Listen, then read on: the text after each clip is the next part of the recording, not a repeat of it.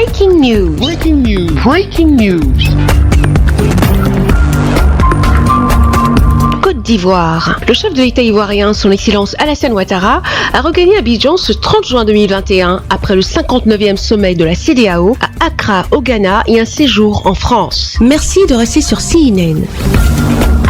Breaking news. Breaking news. L'avion présidentiel dans lequel se trouvait son Excellence Alassane Ouattara a foulé le tarmac de l'aéroport Félix Houphouët-Boigny ce mercredi 30 juin 2021 à 17h GMT. Le chef de l'État ivoirien avait quitté Abidjan le samedi 19 juin 2021 pour prendre part au 59e sommet de la CEDEAO à Accra, au Ghana. Le président de la République de Côte d'Ivoire, son Excellence Alassane Ouattara, s'est ensuite rendu en France pour un séjour privé. Accompagné de son épouse, la première dame de Côte d'Ivoire, Madame Dominique Ouattara, le chef de l'État est de retour à Abidjan ce mercredi 30 juin 2021, accueilli sous la passerelle par le Premier ministre, chef du gouvernement, M. Patrick Hachi, le secrétaire général de la présidence de la République, M. Abdourahmane Cissé, et quelques membres du gouvernement. Ensuite, le président de la République de Côte d'Ivoire a reçu les honneurs militaires exécutés par les troupes d'honneur.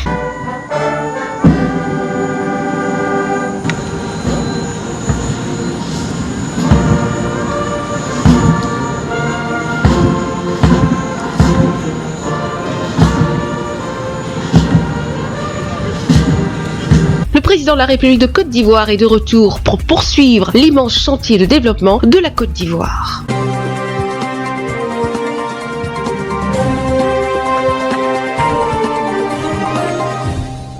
Ce 1er juillet 2021 s'ajoute à la liste des documents officiels qu'il faudra présenter pour voyager en Europe. Voici le précieux sésame, le nouveau pass sanitaire européen. Il a la forme d'un QR, code sur téléphone ou d'une attestation sur papier et regroupe des informations relatives à la vaccination ou au dépistage. Certains voyageurs français ont anticipé en enregistrant leurs données sanitaires sur tout anti-Covid. L'application se charge ensuite de faire les mises à jour. Très rapide.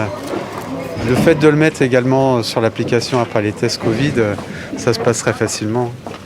Oui, ça facilite parce que pour moi, avant, il fallait qu'on remplisse des papiers, il fallait qu'on fait plein de trucs, des tests à gauche à droite avec des papiers. Et ça facilite aussi, je pense, les agents.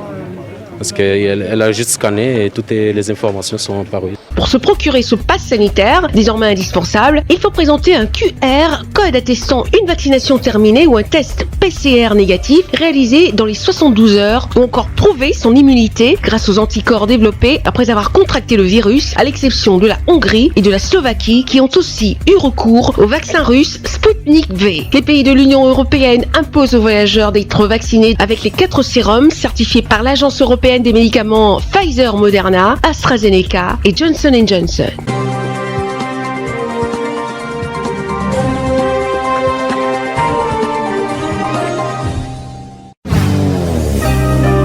CNN.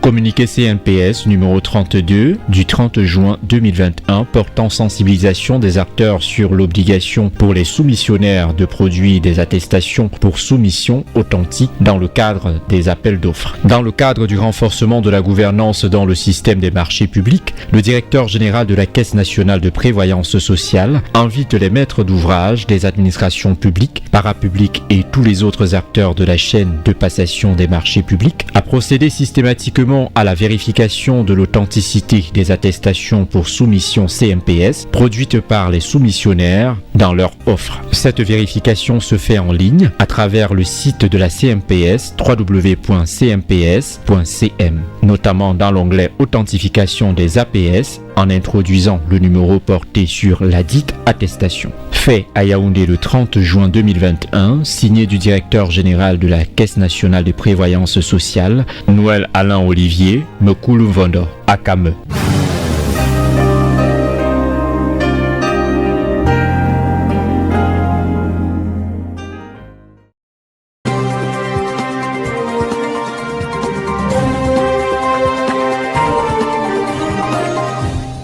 Le Premier ministre chef du gouvernement Joseph Dion Ngouti a présidé ce 24 juin en lieu et place du président de la République son Excellence Paul Biya la cérémonie de pose de la première pierre du complexe hôtelier et touristique du lac municipal de Yaoundé en présence du représentant de l'ambassadeur de Belgique au Cameroun, du maire de la ville et de plusieurs autres personnalités. Dans son message, le Premier ministre a fixé les esprits sur l'impact socio-économique et touristique de cette infrastructure d'envergure, ainsi que sur sa portée positive en termes d'image, de rayonnement et de plus-value multidimensionnelle pour le Cameroun. Les établissements répondant aux standards internationaux étaient jusqu'à une période récente peu nombreux sur toute l'étendue du territoire. Une embellie a été observée à la faveur des chantiers engagés par le chef de l'État en vue de permettre au Cameroun de répondre à des rendez-vous nationaux et internationaux, notamment au plan sportif et culturel. C'est à ce titre qu'on l'observe, une floraison d'hôtels récents en construction ou en réhabilitation dans des villes telles Yaoundé, Douala, Ebolova, Garoua, Buea, Limbé et j'en passe. Il est important de souligner que de grandes enseignes internationales ont rejoint cette dynamique et conduisent d'importants projets dans notre pays. D'autres acteurs privés ayant plusieurs fois manifesté la volonté de développer le secteur hôtellerie se sont souvent montrés peu déterminés.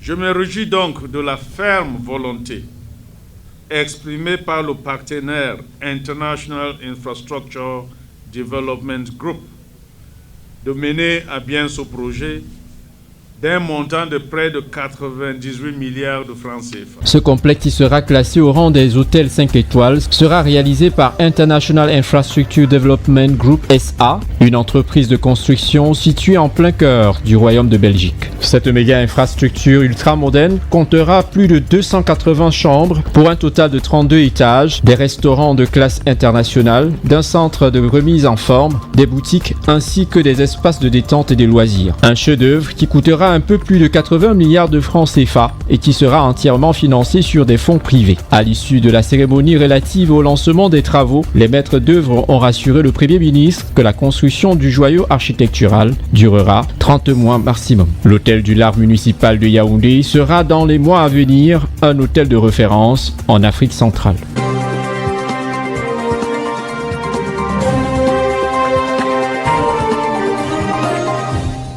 Ce mercredi 30 juin 2021, dans la matinée, tout commence au lieu Palm Club Abidjan Cocody en Côte d'Ivoire par la présentation d'une conférence avec les partenaires techniques, financiers et ministères concernés par le projet de capitalisation des bonnes expériences de résilience des populations africaines face aux défis du changement climatique. Quand on sait que désormais la ligne rouge est franchie pour le changement climatique, grande préoccupation mondiale. L'Afrique subsaharienne en particulier, sous l'effet du changement climatique, certaines zones connaissent des sécheresses, des inondations inhabituelles qui perturbent les productions agricoles et animales. Durement touchés, les pays du Sahel, Burkina Faso, Mali, Sénégal, Niger, Tchad, Mauritanie, mais aussi la Tanzanie, le Kenya, le Cameroun, l'Éthiopie et même la Côte d'Ivoire. C'est au regard de l'urgence que l'Institut INADES Formation a initié le projet de capitalisation des bonnes expériences de résilience des populations africaines face aux défis du changement climatique. Le but étant d'identifier dans les pays africains des acteurs porteurs de bonnes pratiques en matière de résilience face au changement climatique et la gouvernance locale inclusive et développement territorial avec un accent particulier sur les expériences des femmes rurales. La conférence de ce matin, mercredi 30 juin 2021, avec les partenaires techniques et financiers PTF en Côte d'Ivoire et les ministères, rentre dans cette dynamique et vise à promouvoir les expériences capitalisées auprès de ses partenaires pour plus d'appui à leur mise à l'échelle, comme l'atteste ici M. Sena Dessou.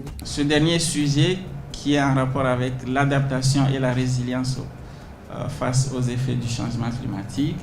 Je veux bien vous faire rappeler que effectivement INADES a travaillé a piloté une initiative en la matière pour répertorier une cinquantaine d'expériences qui ont été menées dans 12 pays en Afrique.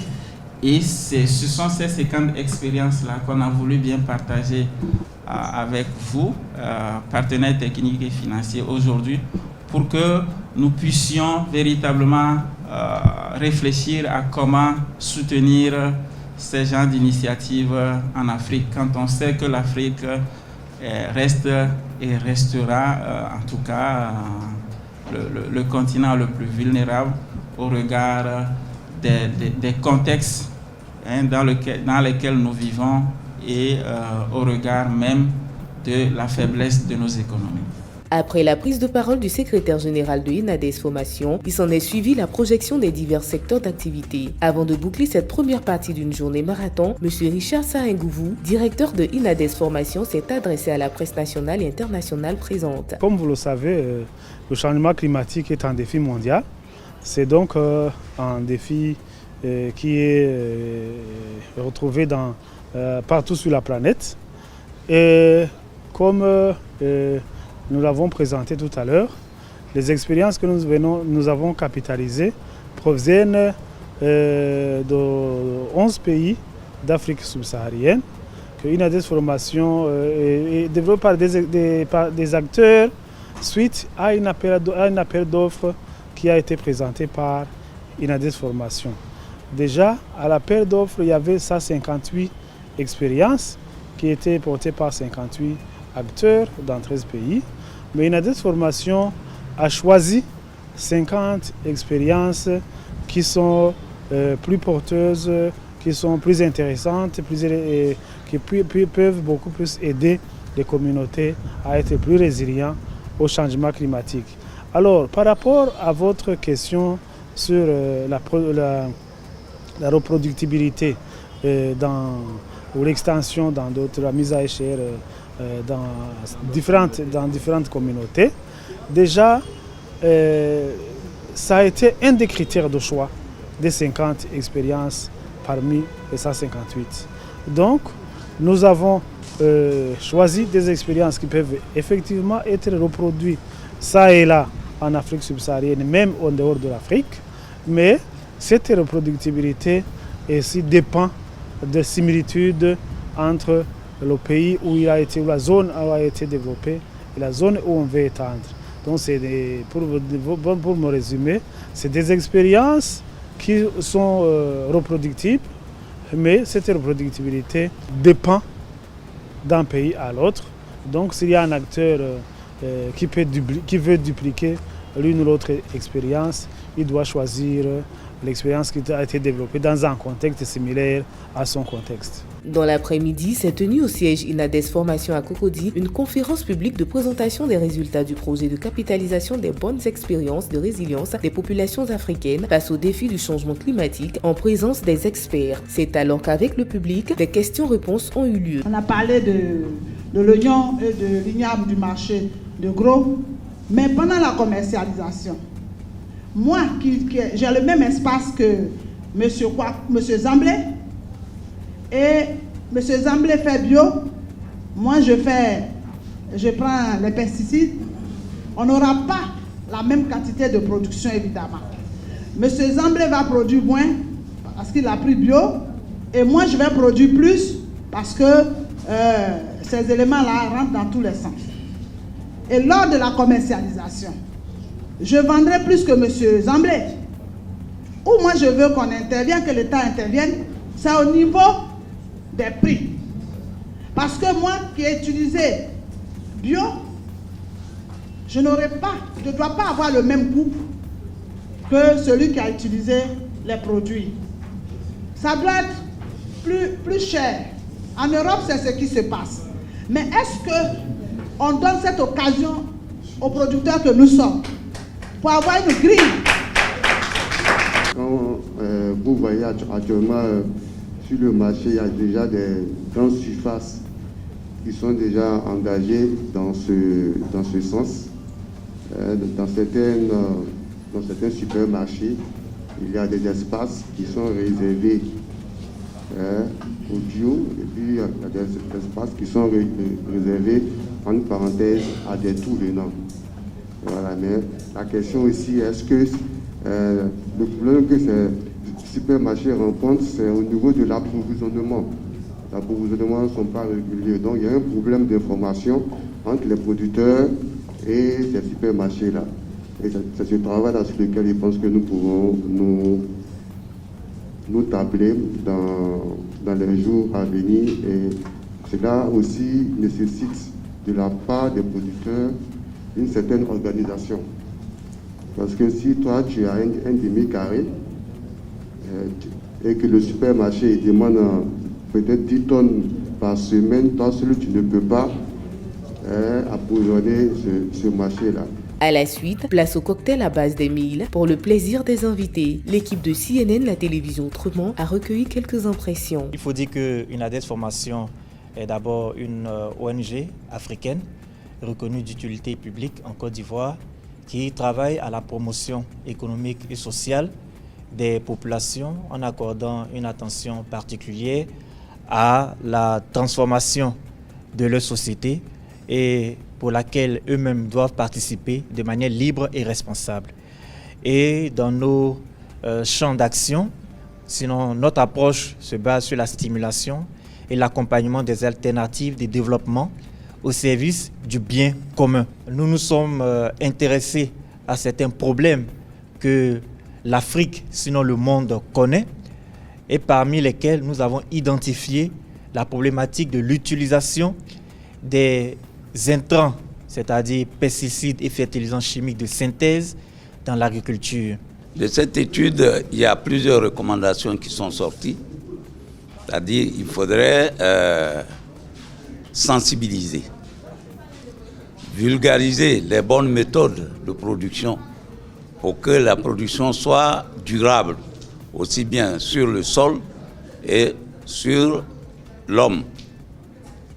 Donc c'est pour cela que, en résumé, on peut dire que tous les facteurs de production que constituent le sol, même l'homme qui bénéficie de ces facteurs-là doit être protégé. Notons qu'aux côtés de l'Institut Inades Formation, la présence des ministères du Plan et Développement, ministère de l'Environnement et Développement Durable, le ministère des PME, de l'Artisanat et de la Formation, tout en remerciant l'Agence Basque de Coopération au Développement ABCD pour leur soutien financier.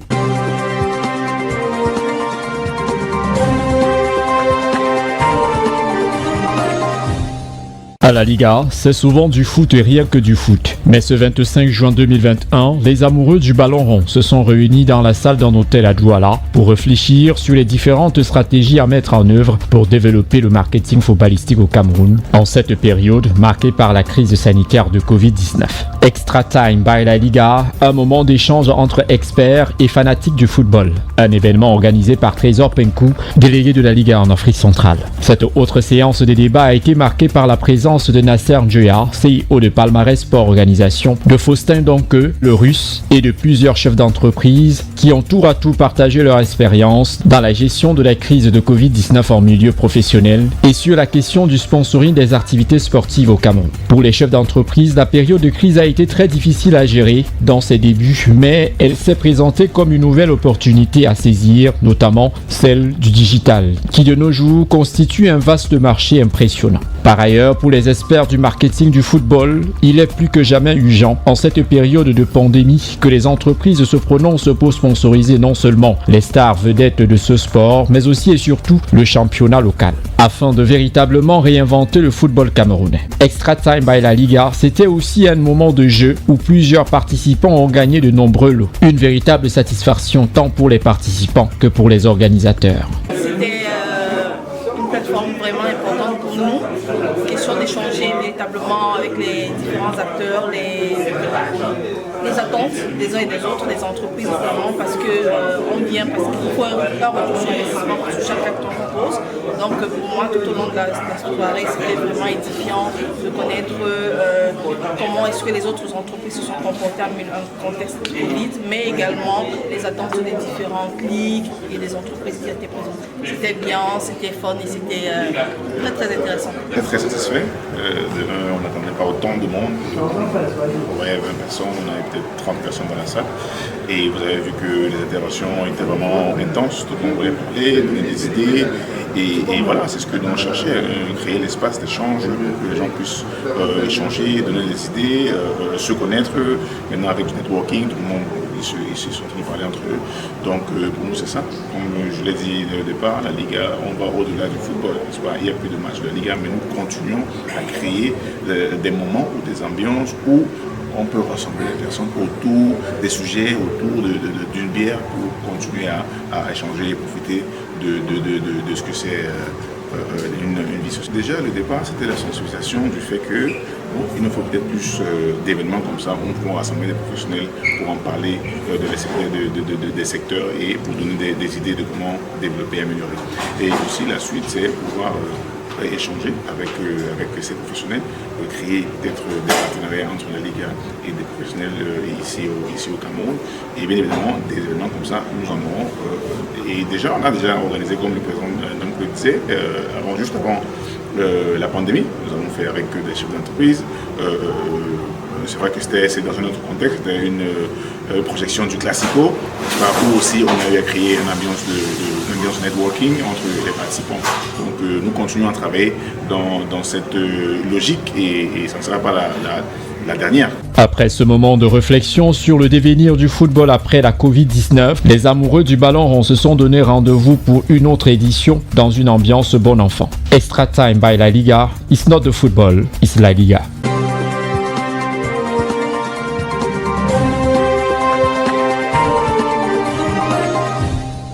La cérémonie de présentation officielle du guide pratique de la solde et de pension du personnel de l'État s'est tenue ce 24 juin 2021 au ministère des Finances. Une cérémonie présidée par Robert Simo-Kenyé, directeur de la dépense de personnel et des pensions. Encore appelé la Bible du soldier, ce document vise à faciliter le traitement des dossiers dans les services du ministère des Finances. Robert Simo-Kenyé, directeur de la dépense de personnel et des pensions. De nombreuses réformes sont en cours dans l'administration camerounaise, en général et au sein du ministère des Finances en particulier, dans le but d'améliorer le service public et la qualité de la dépense publique.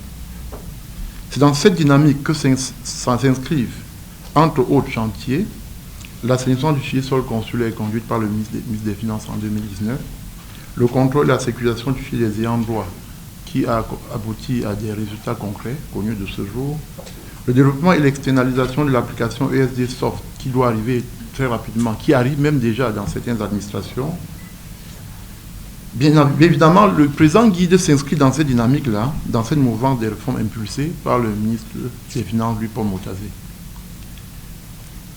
La multiplicité des acteurs du traitement de la solde, induite par la déconcentration du traitement des dossiers de la solde, consacré en 2012 par le décret 079 du 9 mars 2012, a rendu nécessaire l'élaboration d'un référentiel du traitement des dossiers de la solde. Ensuite, le taux de rotation de personnel très élevé dans les sites déconcentrés accroît significativement le coût des formations et renforce de ce fait la nécessité de disposer d'un référentiel, d'un outil d'auto-formation. Enfin, la méconnaissance des faits et procédures historiques de traitement de la solde et pension entretient un risque élevé de paiement en double dans les traitements courants et futurs.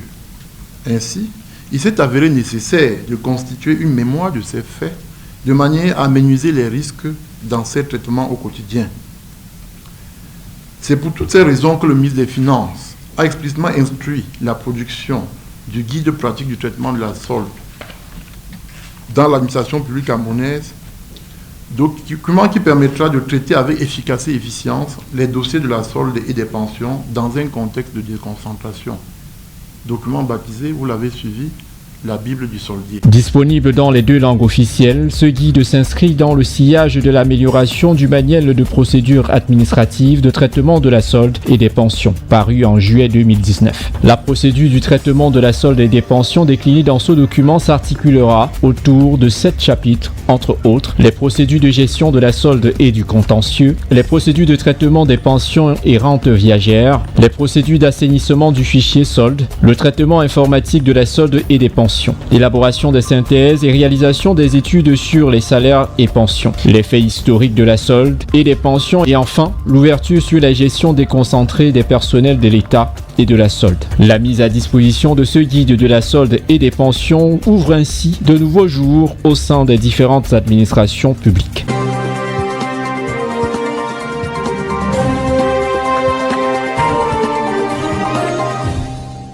La cérémonie d'installation des membres du comité d'hygiène et de sécurité au travail de la communauté urbaine de Yaoundé a eu lieu ce 23 juin 2021 dans la salle des actes de l'hôtel de ville de Yaoundé. Une cérémonie présidée par Herman Assia Ebana, secrétaire général de la dite communauté, représentant personnel du maire de la ville. C'est dans un souci constant d'améliorer les conditions de travail du personnel de la mairie de Yaoundé que le super maire de la cité capitale Luc Messi Atangana a souscrit le 10 mars 2021 à une convention de partenariat avec le centre médico-sanitaire Massi. Une convention qui s'articule autour de la prise en charge et la couverture médicale du personnel de la communauté urbaine de Yaoundé, de leurs conjoints, de leurs enfants légitimes mineurs, ainsi que des grands conseillers. Il s'agit également de la médecine du travail à caractère préventif. Dr Manga Julie, directrice générale du centre médical Massi. Comme je l'ai dit tout à l'heure, ça portait sur 2 volets. Le premier volet, c'est le suivi des patients du personnel au quotidien. C'est-à-dire que si un personnel a eu la fièvre ou ne se sent pas bien, il peut directement se rendre au centre. Et le centre a reçu la liste des personnes qui sont bénéficiaires de la convention. Donc quand un personnel arrive, nous nous enquérons effectivement du fait qu'il est bénéficiaire de la convention et nous prenons en charge les soins référents dans la prescription, les examens, tout ce qu'il y a lieu de faire par rapport à ça. Le deuxième volet de la convention, c'est la médecine du travail. Et pour que ce soit déjà applicable, il était bon de mettre en place le comité d'hygiène et de la sécurité au travail. C'est ce que nous avons fait aujourd'hui. Donc après cela, nous pourrons déployer cette deuxième activité sur le terrain. Donc voilà. Et cette activité, c'est vraiment la médecine du travail, donc visite d'embauche, suivi, visite systématique du personnel une fois par an et d'autres éléments qui rentrent dans la médecine du travail. Surveillance du lieu du travail. Est-ce que le siège qu'un personnel utilise est bien? Est-ce que les ordinateurs sont bons? Est-ce qu'il y a un risque professionnel lié au travail? Donc c'est ça le deuxième volet médecine du travail. C'est donc à ce titre que les membres du comité d'hygiène et de sécurité au travail de la communauté urbaine de Yaoundé ont pris officiellement fonction ce jour pour veiller à temps et à contre-temps sur la santé du personnel de cette institution. Une initiative que salue le personnel de la communauté urbaine de Yaoundé. Les travailleurs de la communauté urbaine de Yaoundé sont ravis, n'est-ce pas, de l'initiative entreprise par le maire de la ville pour déjà signer la convention de soins qui nous lie avec le centre médical Mahassi, mais davantage pour le comité d'hygiène qui vient d'être mis sur pied, parce qu'il s'agit pour ce comité de prévenir les risques et accidents de travail, d'élaborer un calendrier d'hygiène et de sécurité au travail de la communauté urbaine de Yaoundé pour que le travailleur se sente à son aise et que le rendement qui est attendu de lui soit le plus optimal possible pour davantage améliorer la relation employé-employeur. Pour le délégué régional du ministère du Travail et de la Sécurité sociale pour le centre, qui a pris part à cette cérémonie, il est l'heure de se mettre résolument au travail. Nous, on est dans l'époque de la Covid-19 et on sait que dans l'entreprise, les plus importantes ressources que l'entreprise peut avoir, c'est les ressources humaines. Donc, l'État veut que tous les ressources humaines, tous les travailleurs, y compris ceux de la communauté urbaine, restent en bonne santé. Et il faut un comité comme celle-ci. Le comité est là pour veiller que les travailleurs travaillent dans les bonnes conditions et que ce travailleur ne soit pas à l'abri. Que le travailleur soit à l'abri des accidents de travail et la maladie professionnelle. En absence de ce comité, je pense qu'il y aura beaucoup de cas d'accident de travail et la maladie professionnelle à la communauté urbaine. Mais il faut aussi soulever que ça ne suffit pas de créer ce comité et d'installer. Il faut que ce comité travaille. Et c'est pour ça que je voulais tirer l'attention de tous les membres de ce comité. Il faut qu'ils travaillent parce que après un certain temps, il y aura une équipe qui va descendre pour évaluer le travail qu'ils sont en train de faire.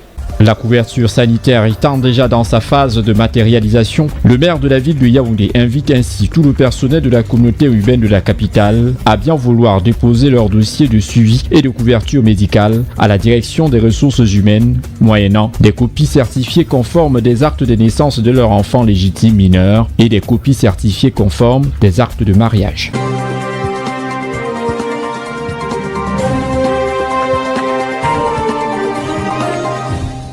Le ministre des Mines, de l'Industrie et du Développement technologique, vice-président du comité ITIE Cameroun, Gabriel Dodo-Doké, a présidé ce 29 juin 2021 à Yaoundé l'atelier de présentation au public du rapport ITIE 2018 par le cabinet BDO Tunisie Consulting. Ce en présence des membres du gouvernement, des honorables parlementaires, des membres du corps diplomatique accrédité au Cameroun, des représentants des partenaires techniques au développement, des directeurs généraux des sociétés pétrolières, de transport pétrolier, gazier et minier, des représentants des organisations de la société civile impliquées dans le processus de l'ITIE, ainsi que des invités spéciaux. Le Cameroun a finalement rendu public son rapport 2018 sur l'initiative de transparence dans les industries extractives lors de cet atelier placé sous le thème « Fin de la suspension temporaire de l'ITIE ». Toutes les conditions sont réunies. Alors que le pays était en retard sur la publication de ce document, le conseil d'administration de l'ITIE lui avait accordé un délai de grâce allant jusqu'au 31 mars 2021. Mais le pays n'était pas toujours parvenu à respecter cette échéance, ce qui lui a valu d'être suspendu depuis le 1er avril 2021, renvoyant ainsi un mauvais signal aux investisseurs soucieux du respect des règles de la transparence dans la gestion des affaires publiques en général et dans le secteur extractif en particulier. Pour le ministre des Mines, Gabriel Dodo-Doké, le rapport ITIE 2018 affiche plutôt un bilan positif. Le rapport du comité ITIE Cameroun 2018 a justement été présenté à l'instant. Ce que nous pouvons retenir de ce rapport, c'est que le secteur extractif a considérablement contribué à financer le budget de l'État, à financer les besoins sociaux, à financer l'économie en général. Et les chiffres transparents qui ont été présentés le prouvent à suffisance. Nous sortons d'une période de turbulence, va-t-on dire, du fait d'une suspension temporaire. Laquelle suspension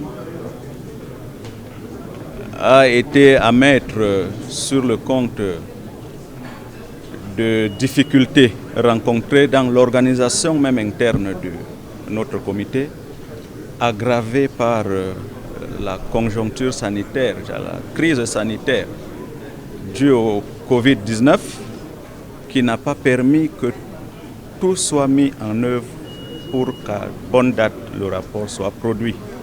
Il avait commencé à l'être, il fallait le conclure. Nous nous sommes engagés en 90 jours à le produire, c'est fait ce matin. Comment nous nous organisons pour que cela n'arrive plus ou bien que cela perdure la normalisation? Nous avons indiqué, nous nous remobiliserons aussitôt après cet atelier pour que tous les instruments de décision, de prise de décision, que tous les documents de collecte de données, tous les instruments de collecte de données, que tous les acteurs soient mobilisés à bonne date afin que les délais soient tenus. La publication de ce 14e rapport devrait, dans les prochaines semaines, entraîner la levée de la suspension du Cameroun de l'ITIE et ainsi redorer le blason du pays à l'international en matière de transparence dans la gestion des industries extractives. Selon le rapport de l'ITIE 2018, cette activité a généré 763,95 milliards de francs CFA au Cameroun en 2018, dont 568 milliards de francs CFA pris en compte dans le budget de l'État. Une enveloppe en hausse par rapport aux 441,7 milliards de francs CFA budgétisés en 2017. D'après le ministère des Mines, de l'Industrie et du Développement technologique, le Cameroun est plus que jamais déterminé à regarder vers l'avenir en faisant le choix de promouvoir la transparence pour renforcer les politiques publiques, le climat des affaires et la bonne gouvernance du secteur extractif camerounais. Merci d'être sur CNN, la télévision autrement. Les programmes se poursuivent. Retrouvez en ligne toute l'info en continu sur CWeb Info, 100% info, non-stop.